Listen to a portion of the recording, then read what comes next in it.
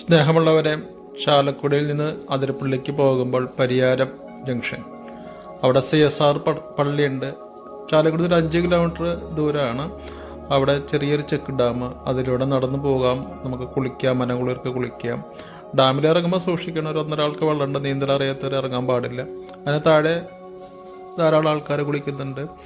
ഈ അവധിക്കാലത്തൊക്കെ 100-100 പേര് ഒരുമിച്ച് കുളിക്കുകയും നമ്മുടെ ശരീരത്തിലുള്ള ഉഷ്ണം മാറ്റുകയും ചെയ്യുന്നുണ്ട്.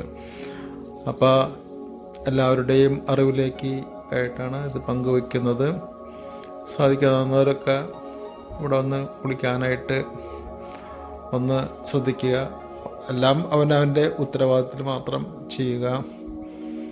നീന്തലറിയാത്തവർ ഡാമിലേക്ക് ഇറങ്ങുമ്പോൾ വളരെ സൂക്ഷിക്കണം. കാരണം 1-2 ആൾക്കൊക്കെ വെള്ളമുണ്ട്.